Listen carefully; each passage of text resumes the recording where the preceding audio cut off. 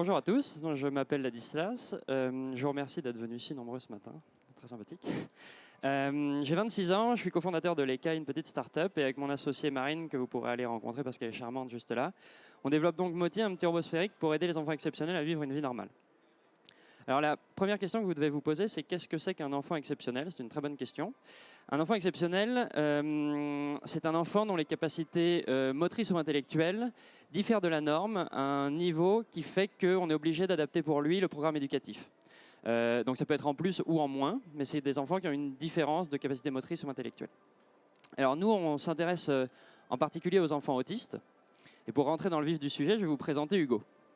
Hugo, il a 17 ans, il a été diagnostiqué autiste à l'âge de 4 ans et il a passé les 3 dernières années de sa vie dans un centre spécialisé. Grâce au travail sans fin de ses éducateurs et de ses parents, il a fait d'énormes progrès récemment. Le problème, c'est qu'Hugo, il ne parle pas. Et quand on lui parle, on n'a pas vraiment l'impression qu'il comprend ce qu'on lui dit. Quand il devient anxieux, il a des comportements répétitifs qu'on appelle stéréotypies, comme se balancer d'avant en arrière en tenant sa tête dans ses mains. Et ces comportements sont dus au fait que son cerveau fonctionne différemment. Les connexions synaptiques dans son cerveau font que les stimulations sensorielles pour lui sont 100 fois plus importantes que pour nous. Donc pendant une minute, j'aimerais que vous imaginiez vivre dans un monde où votre cerveau est constamment stimulé par un flot d'informations qui vous rend quasiment impossible la différenciation entre la lumière du soleil, par exemple, et le bruit des voitures. Et vous vous rendez compte qu'un monde comme celui-là, il rend presque impossible toute forme de communication, d'interaction sociale, d'apprentissage. Et Hugo, ce n'est pas vraiment un enfant sur 1 million, ce n'est pas non plus un enfant sur 10 000, c'est un enfant sur 100. Aujourd'hui, il y a un enfant sur 100 qui naît atteint d'autisme, ce qui fait qu'il y a des millions d'enfants, comme Hugo, dans le monde, qui souffrent de ces difficultés-là.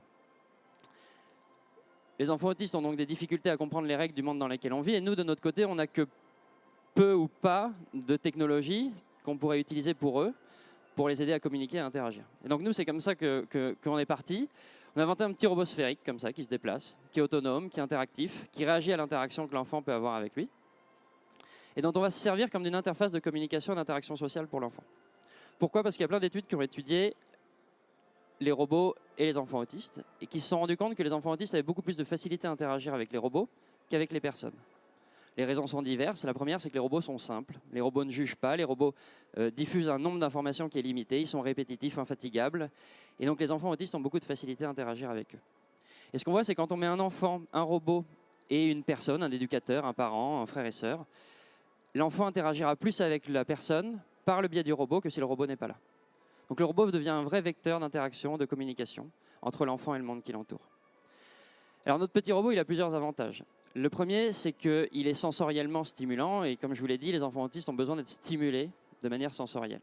Il est stimulant sur les couleurs, il est stimulant sur les vibrations, sur le toucher. Il se déplace, donc ça c'est quelque chose qui est en plus par exemple d'une tablette et il force l'enfant à se déplacer aussi, donc on va travailler la motricité fine, la motricité globale. Et ce qui est fort avec la technologie, c'est qu'elle est adaptable.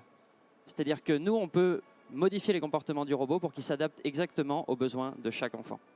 Typiquement, Hugo, là, souffre de problèmes de sensorialité, donc on faisait vibrer le robot de manière régulière pour permettre à Hugo de stimuler ses sens de manière douce et contrôlée. On a aussi joué à cache-cache avec Hugo, on cachait le robot, on le laissait partir, on fermait les yeux, on comptait jusqu'à 10, et Hugo devait aller récupérer le robot, soit en l'écoutant, pour deviner où il était, soit en regardant où est-ce qu'il faisait de la lumière.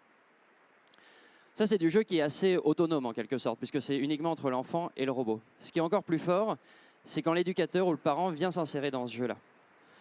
On a créé des jeux collaboratifs entre les enfants et les éducateurs.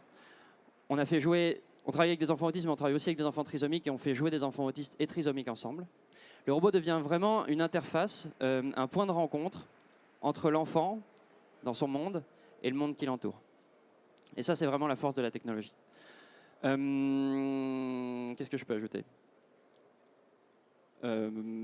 Aujourd'hui, donc, on a cette version-là que vous pouvez voir en démonstration juste à côté. On est en train de travailler sur une version un peu plus évoluée. On a fait des tests avec 70 enfants dans une dizaine de centres et associations. Et on travaille avec le centre de recherche sur le cerveau et la moelle épinière à la Pitié-Salpêtrière pour mettre en place un protocole de recherche qui va vraiment, dont le but sera vraiment de mesurer l'impact du robot sur l'évolution de l'enfant dans le temps. Ce qui est important aussi de noter, c'est que ça sera un peu la conclusion, mais elle n'est pas écrite, c'est que la technologie, c'est très bien, ça apporte beaucoup de choses, mais ça n'a pas pour vocation d'être une aide sur le long terme. Avoir un enfant qui joue avec un robot, ça va l'aider dans un temps, Mais le but, c'est de faire sortir la technologie après. Il ne faut pas que la technologie devienne obligatoire pour que l'enfant puisse interagir. Et donc, le vrai but, je pense, de nous et des autres entreprises qui sont ici et qui travaillent sur le handicap, c'est de pouvoir après retirer la technologie pour que la personne soit complètement intégrée dans le monde dans lequel elle vit. Voilà, je vous remercie pour votre attention et je serai heureux de répondre à vos questions. Est-ce qu'il y aurait des